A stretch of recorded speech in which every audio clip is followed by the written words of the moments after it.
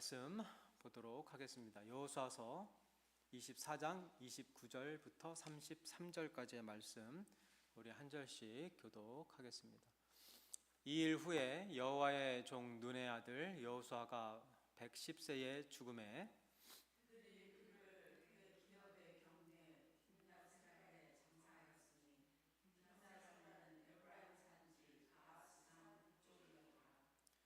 이스라엘이 여호수아가 사는 날 동안과 여호수아 뒤에 생존한 장로들 곧 여호수아께서 이스라엘을 위하여 행하신 모든 일을 아는 자들이 사는 날 동안 여호와를 섬겼더라.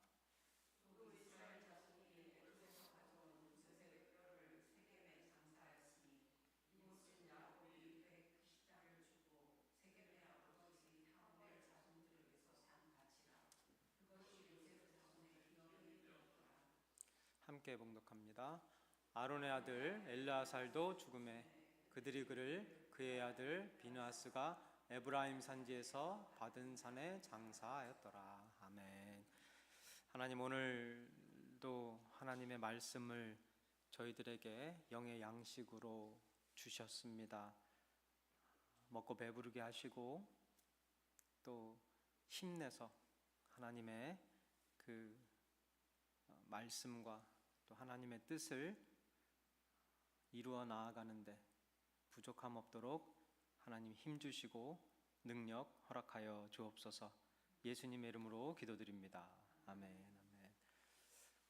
오늘은 여호수아서 강의 마지막입니다. 25번째 시간인데요. 사실 여호수아서 강의를 할 때 한 30편 정도를 생각을 하고 있었어요. 근데 뭐 이렇게 시간대가 이렇게 돼가지고 지금 막 빨리빨리 줄여서 막 나가서 24장 지난주에 23장 봤는데 23장도 그냥 쑥 지나가고 사실 24장도 오늘 본문 전에 나오는 또 그러니까 23장도 여호수아의 유언이 담겨 있는 내용이고 유언 당부가 담긴 유언, 그리고 24장 오늘 본문 바로 전까지도 이 유언이 당부가 담긴 유언이었어요. 그래서 좀 이따 간단하게 좀 보긴 하겠지만 어쨌든 이렇게 또 딱 25번째로 강해를 마칠 수 있게 돼서 또 한편으로는 또 기쁘고요. 또 한편으로는 조금 더 구체적으로 나누지 못한 그런 아쉬움이 좀 남기는 합니다. 오늘 본문 제목을 믿음의 세대가 남긴 마지막 흔적이라고 정했습니다.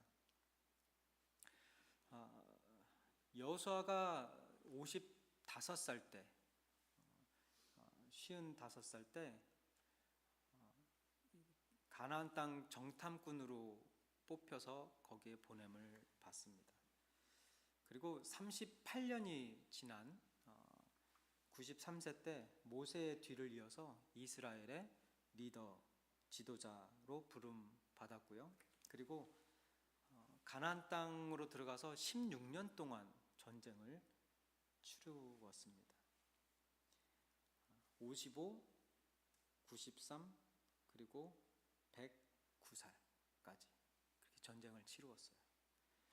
40년의 광야 생활 그리고 16년간의 가나안 정복, 그 전쟁에서 여호수아가 31번의 전쟁을 치러서 30번 승리를 하고 한 번을 패했습니다. 그런 대기록을 남겨요. 그리고 나서 가나안 땅을 정복하고 그 지파별로 분배하고 하여간 정복이 끝나고 나서 딱 1년 동안 그 가나안 땅을 누리고 그 승리를 누리고 1년이었어요. 딱 1년 누리고 그리고 생을 마감하게 됩니다. 그 마지막 생을 마감하는 내용이 오늘 본문에 기록되어져 있는데요. 좀 이 내용을 이렇게 묵상하면서 물론 감사해요. 이렇게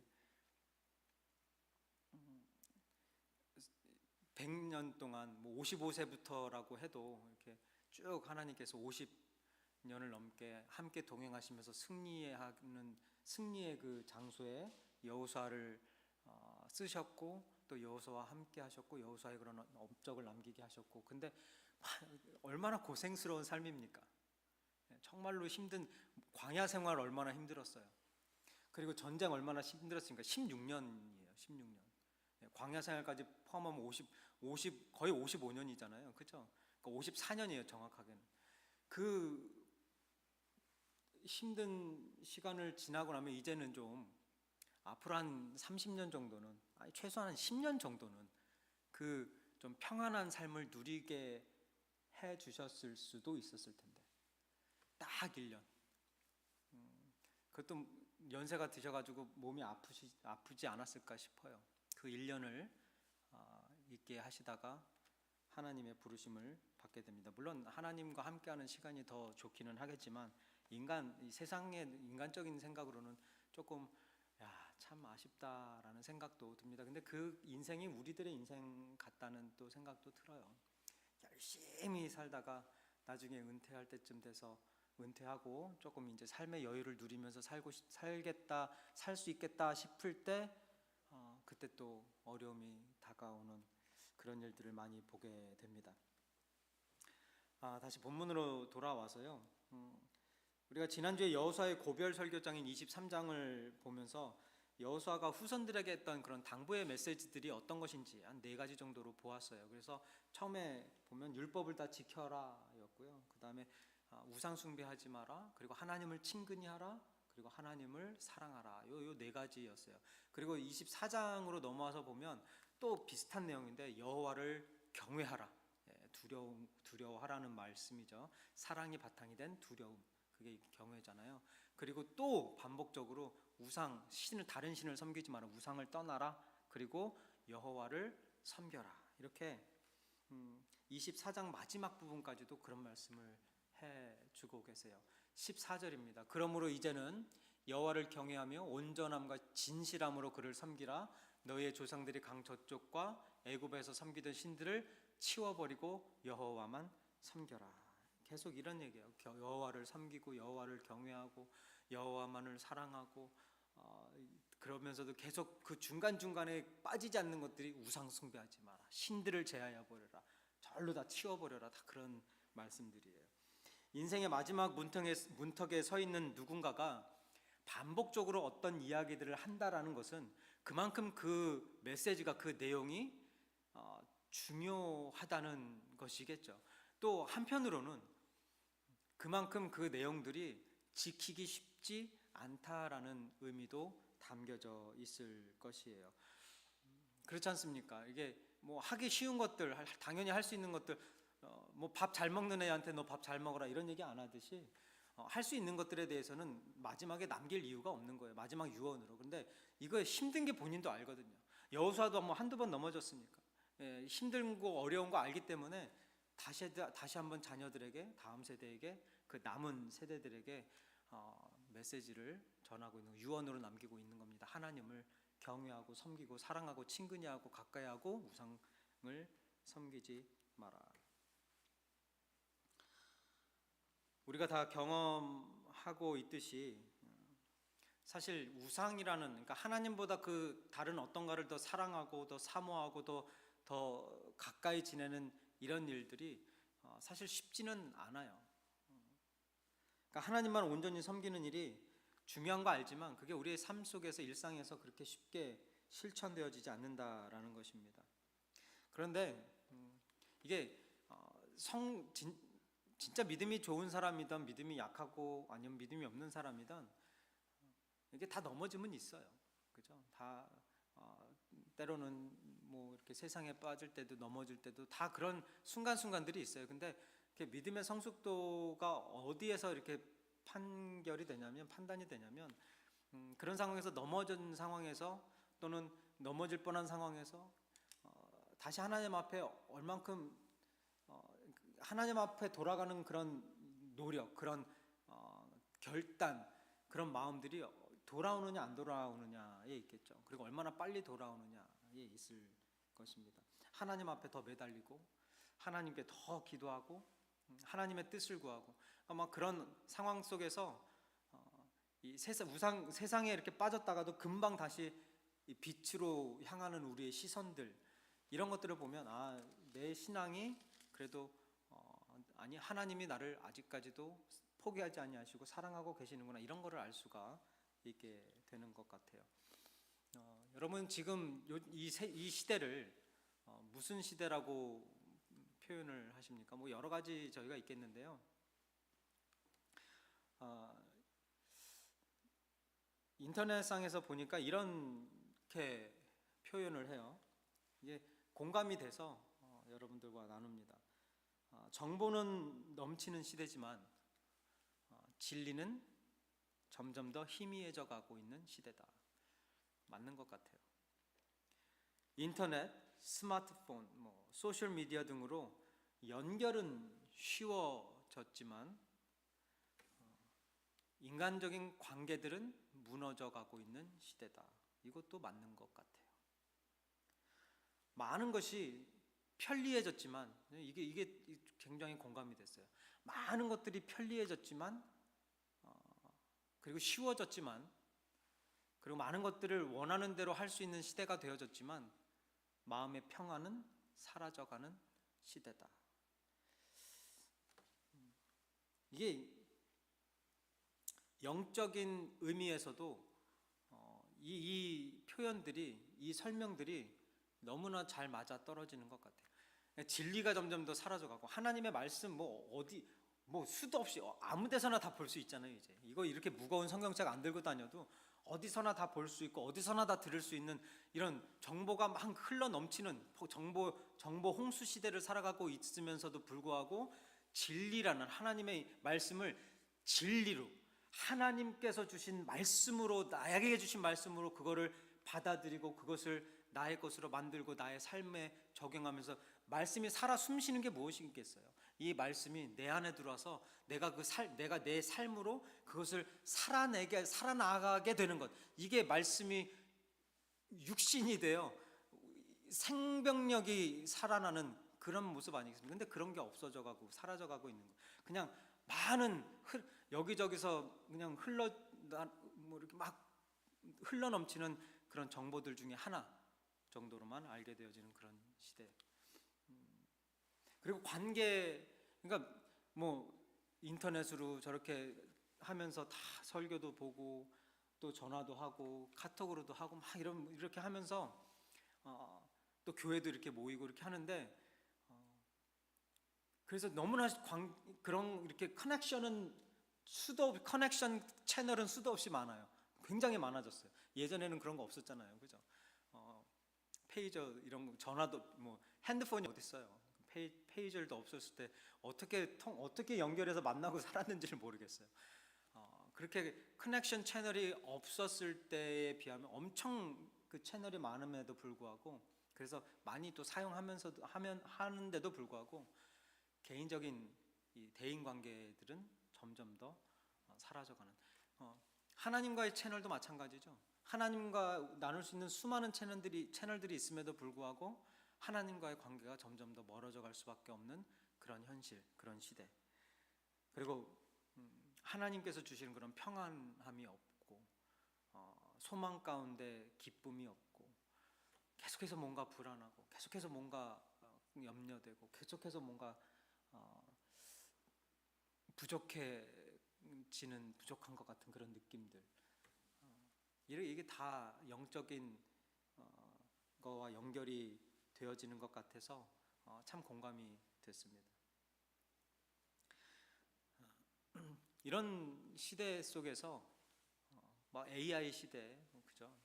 이런 시대 속에서 우상을 섬기지 않고 세상의 어떤 지혜나 세상의 어떤 그런 정보 이런 것들을 따르지 않고 하나님만을 섬기고 따른다? 이거 쉬운 일이 아닌 것입니다.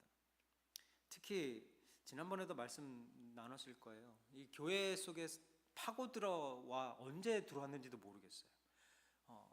물론 모든 교회들이 다 그런 거 아니고, 모든 성도들이 다 그런 거 아니고, 모든 사역자들이 다 그런 건 아니겠지만, 우리 이 교회 내에 점점 더 깊이 파고 들어가고 있는 이 무감각증, 무기력증, 이게 교회를 넘어뜨리고 교회의 생명력이 사라지게 만들고, 생명력이 없으니 당연히 움직임도 없고 성장도 없게 되는 것입니다. 이 문둥병자들이 그렇잖아요. 이 고통을 느끼지 못하는 게 그게 제일 무서운 거잖아요. 이게 아프면 아픈 줄 알고 거기에 치료를 하는데 아픈지를 모르니까 그냥 썩어 들어가도 이게 아픈 줄 모르니까 그냥 방치해 두는 거예요. 이게 무기력증, 무감각증의 이 무서움 아니겠습니까? 그죠? 그러니까 수많은 우리들이 죄를 짓는데도 그게 죄인지를 모르는 이거 무감각증이에요. 감각이 없어요. 하나님 앞에 하나님의 말씀에 대해서 또 하나님의 그 사명에 대해서 점점 더 무감각해져 가고 있어요. 그러니까 움직이지를 않는 거죠. 죄책감도 없고요, 회개도 없고 탄식도 없는, 막 그냥 물에 물 탄 듯 술에 술 탄 듯 뭐 이렇게 좋은 게 좋은 거라는 식의 그런 마인드. 그런 거 아십니까? 이해, 관용, 사랑 좋은 거잖아요. 성경적인 거잖아요. 근데 이런 좋은 말들을 가지고 이런 뭐 사랑해야 된다, 이해해야 된다, 관용해야 된다, 품어야 된다 이런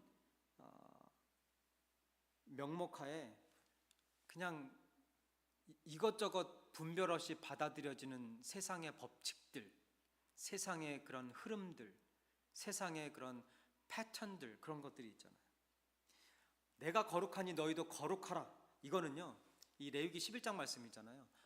내가 거룩하니 너희도 거룩하라 해서 그 거룩함은 무분별하게 모든 걸 다 받아들이라는 이야기가 아니에요.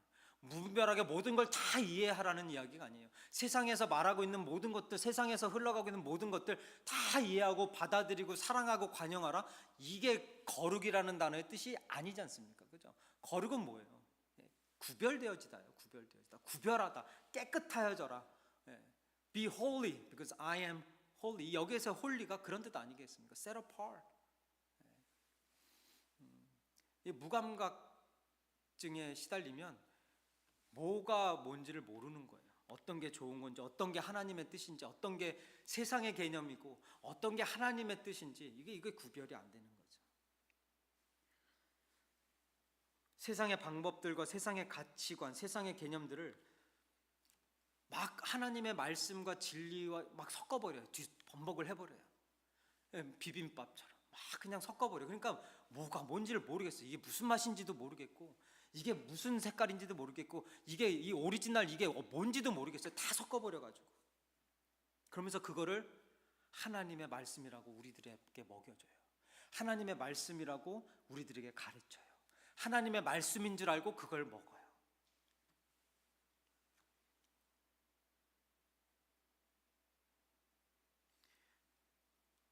이 세상과 타협하는 그런 과정 속에서 그렇게 막 럭셔리한 것 같잖아요.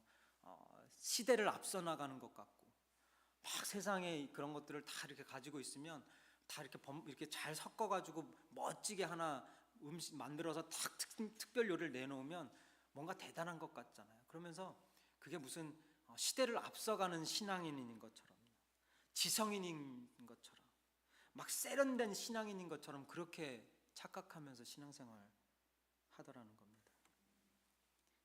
이게 영적 무감각증으로 인해 나타나는 현상 아니겠습니까? 오늘 본문 31절을 보면 여호수아의 세대가 그리고 여호수아의 세대 그 다음까지도 하나님을 잘 섬겼다고 말씀을 하는데요. 31절 우리 함께 봉독하겠습니다. 이스라엘이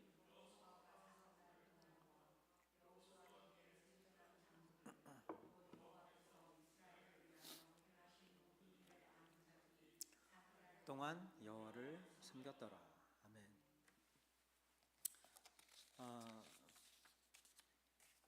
이 내용만 보면 참으로 기쁜 일이 아닐 수가 없어요.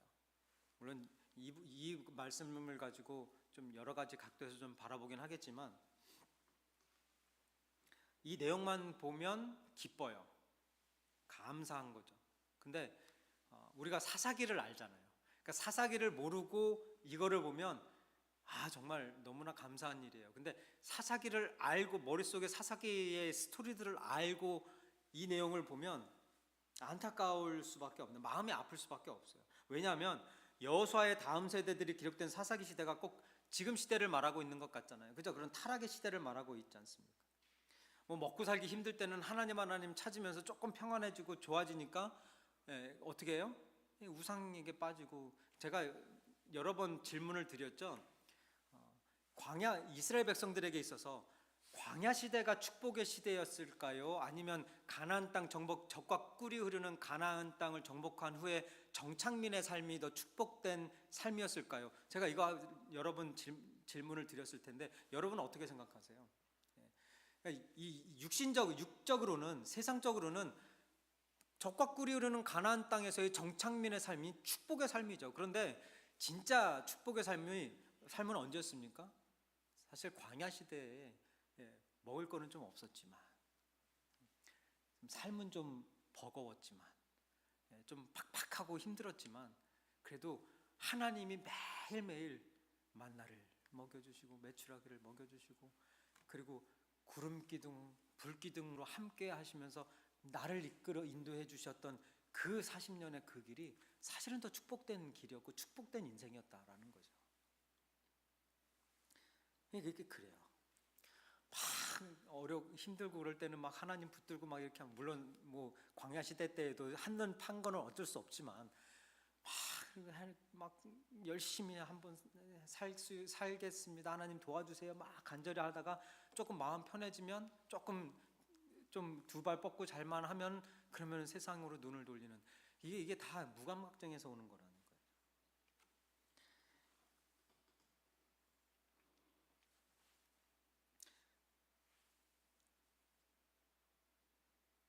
여러분, 세상의 풍요로움과 축복이 하나님과의 관계를 멀어지게 만드는 것이 되어진다면 그것은 성도들에게 있어서 축복이 아니라 불행일 것입니다.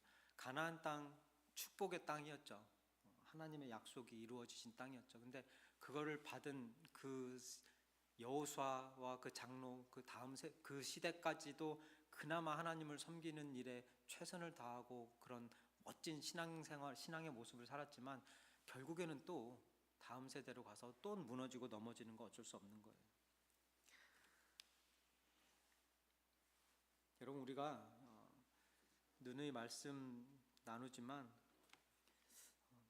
저도 계속해서 저를 리마인드 시켜줘요. 뭐냐면 우리가 축복이라는 것의 개념을 좀 바꿔야 된다라는 거죠. 그러니까 교회로서의 축복된 모습은 어떤 모습인가? 그렇죠? 교회로서의 축복된 사역은, 교회로서의 축복된 존재의 목적은 사람을 기쁘게 할 때가 아니라 하나님을 기쁘게 할 때, 그게 가장 축복된 교회의 모습이 되는 거고요. 그리고 성도들에게 있어서의 축복 또한 나의 생각과 나의 계획과 나의 뭐 이런 것들이 이루어질 때가 아니라 하나님의 생각과 계획이 잘 이루어질 때가 바로 축복의 때인 겁니다. 여러분, 그 동정녀 마리아를 잠깐 좀 생각을 해볼 텐데요. 갑자기 동정녀 마리아가 동정녀가로서 이제 하나님께서 동정녀 마리아를 통해 성령의 이끄심으로 말미암아 예수님이 태어나십니다. 축복일까요, 저주일까요? 축복이어야지 맞는 거죠. 우리는 그걸 축복으로 여겨요. 그런데 예수님이 태어나셨을 때 어떤 일이 벌어졌는지 기억나세요? 마태복음 2장 16절에 이에 헤롯이 박사들에게 속은 줄 알고 심히 노하여 사람을 보내어 이 베들레헴과 그 모든 지경 안에 있는 누구요? 산의 아이를 박사들에게 자세히 알아본 그때를 기준하여 2살부터 그 아래로 다 어떻게 했습니까? 죽였어요. 자, 이제 다시 질문 드릴게요. 예수님의 태어나심이 축복입니까? 불행입니까? 그래도 축복이에요? 할렐루야. 그래도 축복이어야지. 그죠?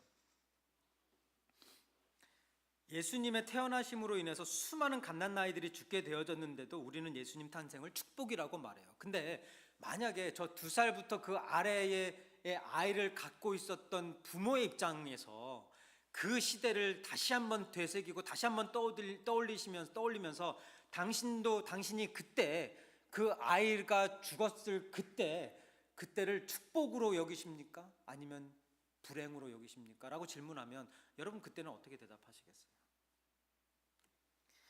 예수님을 모르는 상황에서는, 예수님을 믿지 않는 상황에서는 무조건 불행이에요. 이거는 저주일 수밖에 없어요.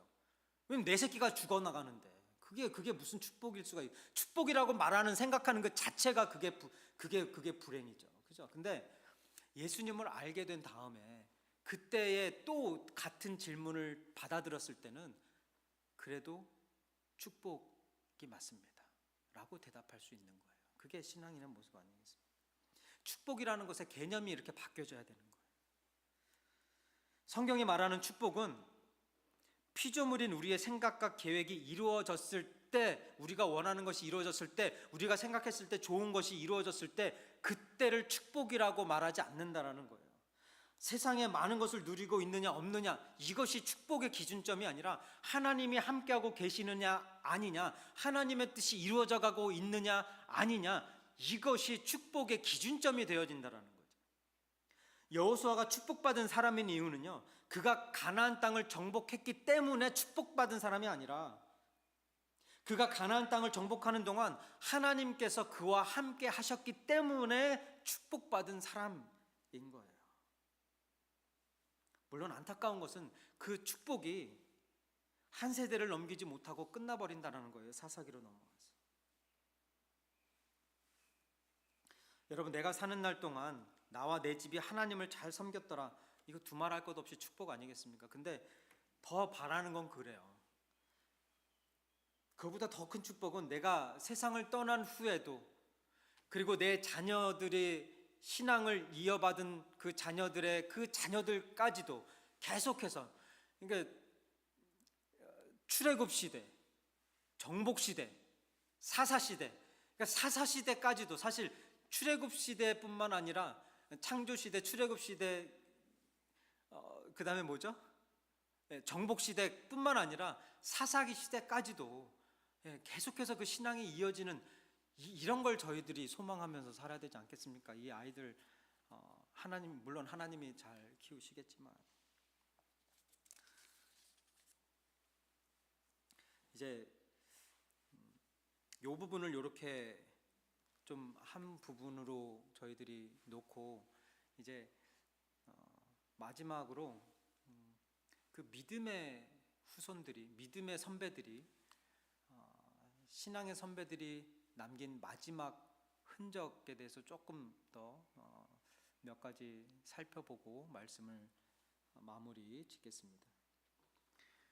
오늘 여호수아서의 마지막 장면을 이렇게 쭉 보면, 물론 이제 여호수아의 죽음이 담겨져 있지만 좀 특이한 점이 있어요. 뭐냐면 그 짧은 구절 안에 29절부터 33절이죠. 그 안에 전쟁의 승리 이야기가 있는 것도 아니고, 여리고성이 무너졌던 기적이나 그리고 태양이 멈춘 이런 기적에 대한 내용이 마지막을 장식하고 있지 않고요. 좀 씁쓸하게도 세 사람의 장례 이야기로 여호수아서가 끝이 납니다.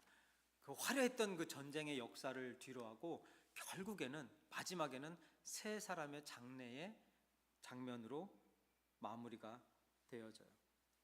여호수아의 죽음, 그리고 요셉의 유골 장사 매장, 그리고 엘르아살의 죽음, 아론의 족속이죠, 후손이죠. 좀 슬픈 결말 같아요.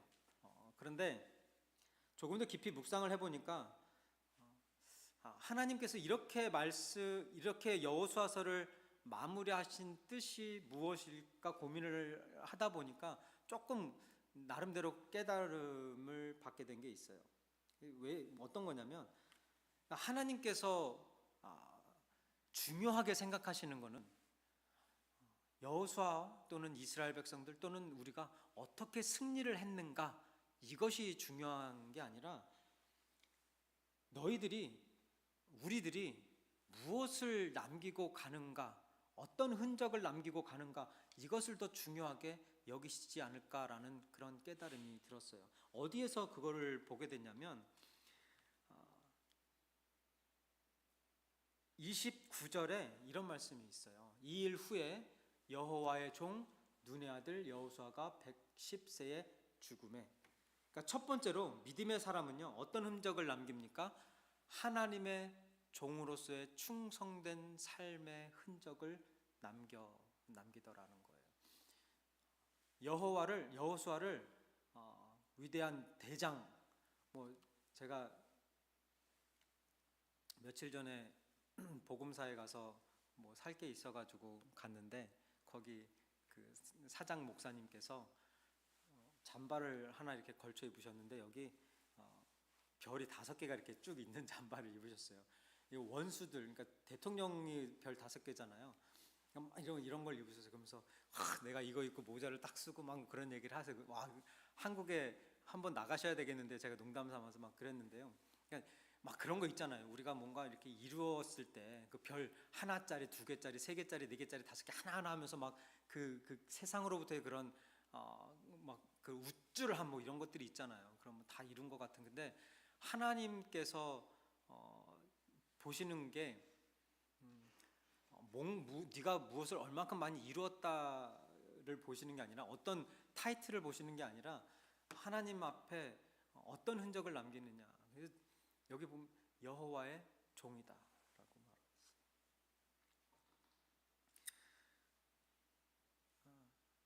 그 화려한 삶을, 멋진 인생을 살았던 여호수아의 마지막 하나님의 평가는 딱 한 글자였어요. 한자, 종.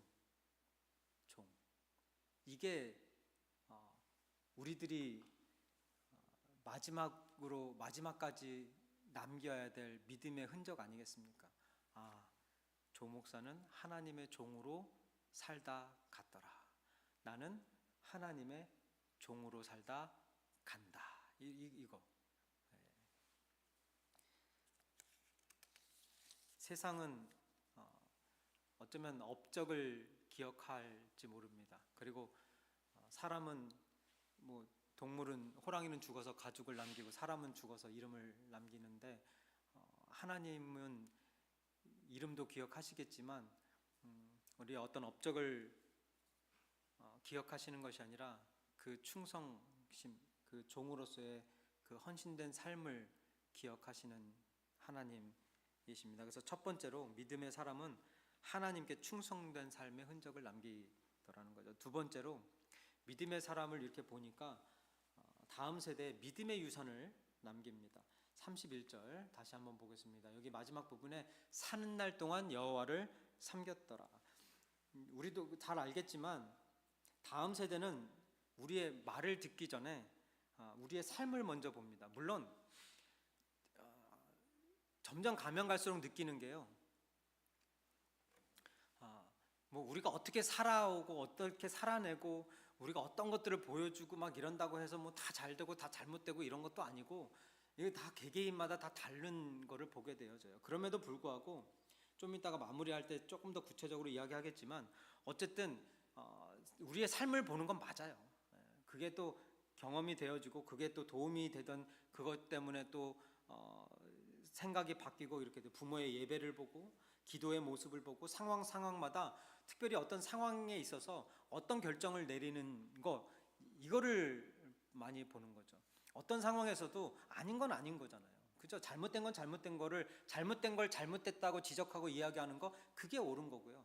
진리와 비진리 사이에서 진리를 선택할 수밖에 없는 우리 신앙인들의 모습을 우리 자녀들이 바라봐야 되는 게 맞는 거예요. 그래서 우리가 남겨야 할 가장 중요한 유산은 하나님을 경외하는 믿음입니다. 아까 말씀드렸지만 여호수아가 그렇게 하나님 앞에 헌신하고 희생하고 하나님과 함께 동행하는 것을 그렇게 보여줬음에도 불구하고, 그 장로들도 그렇게 했고 그 시대도 그렇겠지만, 그 다음 세대 사사기에 가면 또 그냥 망가질 수밖에 없는 게 우리의 한계예요. 그렇기 때문에 우리가 더 예수님을 부르짖어야 되는 거고, 하나님의 그 은혜가 더 우리들에게 크게 다가오는 거 맞지만, 어쨌든 그럼에도 불구하고 우리는 계속해서 하나님을 경외하는 그런 신앙을 유산으로 남기는, 흔적으로 남기는 그런 세대가 되어야 될 것 같습니다. 그리고 세 번째 보면 믿음의 사람은요, 하나님의 약속을 끝까지 붙드는 것이 32절을 통해서 깨달아졌어요. 또 이스라엘 자손이 애굽에서 가져온 요셉의 뼈를 세겜에 장사했으니 이곳은 야곱이 100크시타를 주고 세겜의 아버지 하몰의 자손들에게서 산 밭이라. 그것이 요셉 자손의 기업이 되었다. 여러분, 요셉이 어느 시대 사람입니까? 족장 시대의 사람이잖아요. 창세기 사람이에요. 그러니까 창조 시대, 족장 시대를 지나서 그 다음에 모세의 광야 시대, 그리고는 그 다음에 어디예요? 그 다음에 여호수아서 정복 시대, 이렇게 가잖아요. 지금 몇백 년이 지난 지금 시인데 갑자기 지금 여호수아서 마지막 장에서 저 옛날에 저 죽은 요셉의 유골이 등장을 하네요. 이게 뭡니까? 이 장면이요, 단순히 그냥 요셉을 장사 지내는 장면이 아니라 요셉에게 준 하나님의 그 약속이 성취되어지는 내용이에요. 창세기 50장 25절 26절 봅니다. 요셉이 또 이스라엘 자손에게 맹세시켜 이르기를 하나님이 반드시 당신들을 돌보시리니 당신들은 여기서 내 해골을 메고 올라가겠다 하라 하였더라. 요셉이 110세의 죽음에 그들이 그의 몸에 향 재료를 넣어 애굽에서 입관하였더라. 여러분, 여호수아가 몇 살에 죽었습니까? 110살에 죽었죠. 요셉도 동일하게 110세에 같은 나이에 죽어요. 그 요셉의 유골이 지금 여호수아와 함께 여호수아 마지막 장에서 장례를 치르게 되어지고 있는 것입니다. 하나님의 약속에 성취되는 모습을, 장면을 다시 한번 우리들에게 보여주는 거예요.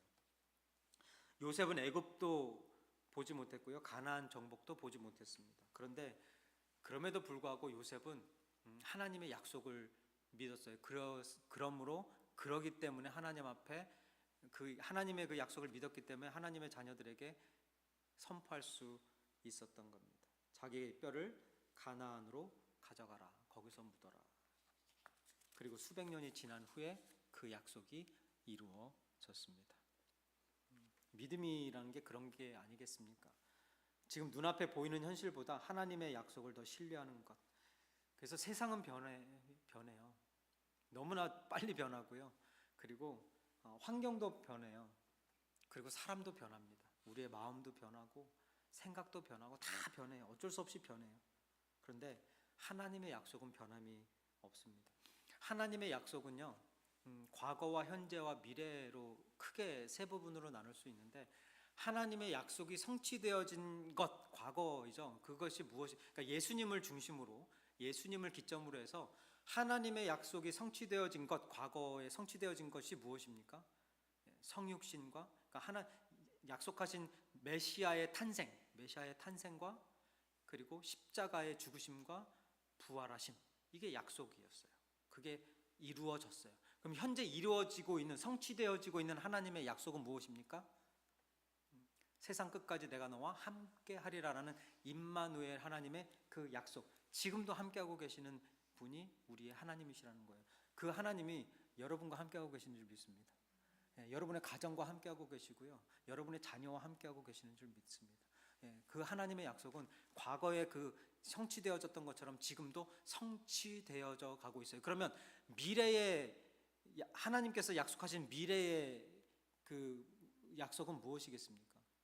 예수님을 기점으로 다시 오시겠다라는, Second Coming of Jesus Christ, 예수님의 다시 재림하시겠다는 그 약속이 이루어질 것이에요. 그 과거에 이루어졌고 지금도 이루어져 가고 있고 이제 앞으로 성취되어지고 이루어져 갈 그 하나님의 약속을 믿고 한 발 한 발 걸어 나아가는 것, 그것이 신앙 생활인 것입니다.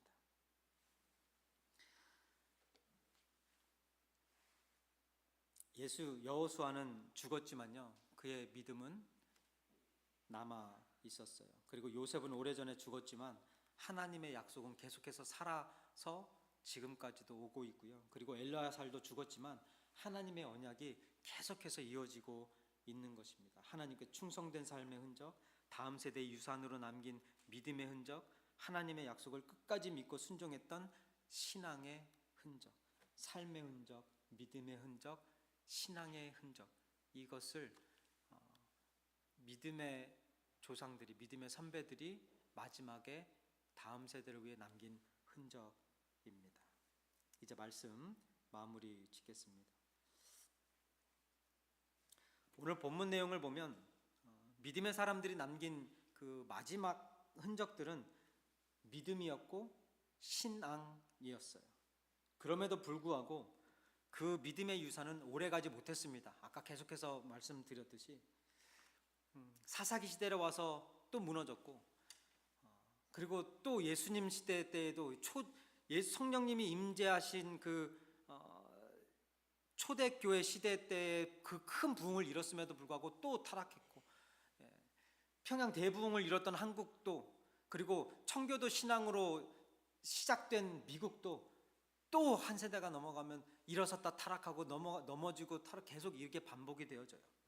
아무리 멋진, 아무리 대단한 아브라함 같은 그런 믿음의 사역자들, 믿음의 그런 교수님들, 믿음의 사람들이 나와서 설교를 하고 변화를 받고 은혜를 받고 삶의 활력을 받는다고 할지라도, 그래서 신앙인으로서 온전한 삶을 정말로 하나님께만 바치는 삶을 살았다 할지라도 그 자녀의 세대, 그 다음 세대는 또 무너지고 또 무너지더라는 겁니다.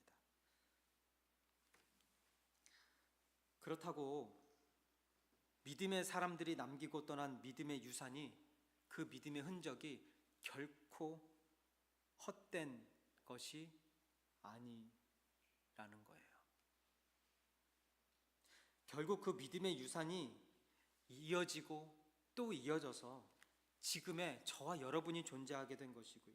앞으로도 그 믿음의 유산은 예수님께서 다시 오시는 그날까지 이 세대와 다음 세대, 그리고 앞으로의 모든 세대들에게 계속해서 전해질 것입니다. 내 눈으로 봤을 때는 또 넘어지니까, 또 아무리 내가 노력하고 아무리 열심히 해도 또 안 되니까, 또 실패하니까, 또 넘어지고 또 쓰러지니까 좌절할 수도 있고, 이거 필요 없는 거네, 쓸데없는 거네 라는 생각이 들 수도 있겠지만, 결국에는 그런 한순간순간들의 우리들의 부모로서의 믿음의 선배로서의 그런 모습들이 자녀들에게 전해지게 되고, 그 믿음의 유산은 예수님이 오실 때까지 절대로 멈추거나 끊어지지 않도록 하나님께서 계속해서 이어가실 줄 믿습니다. 그 믿음의 유산, 믿음의 흔적을 잘 남길 수 있는 바인교회와 저와 여러분 되시기를 주님의 이름으로 축원드립니다. 하나님, 오늘 여호수아서 25번째, 25번째 강해를 마지막으로 여호수아서를 마쳤습니다. 여호수아서의 그 기나긴 여정을 잘 마칠 수 있도록 인도하신 하나님께 먼저 감사와 영광을 올려드립니다. 그리고 오늘 특별히 여호수아서를 통해 우리들에게 전해주시는 수많은 메시지들이 있지만, 오늘 특별히 하나님께서 오늘 본문 마지막 절에서 보여주고 계시는 그 믿음의 사람들이 남겨야 할 그 신앙의 유산들, 흔적들, 저희들 계속해서 생각하고 되새기면서 우리도, 또 바인교회도 그런 믿음의 흔적들, 믿음의 유산을 남길 수 있도록 하나님 허락하여 주옵소서. 감사드리며 예수님의 이름으로 기도드립니다. 아멘. 다 같이 일어나셔서 마지막 찬양 부르고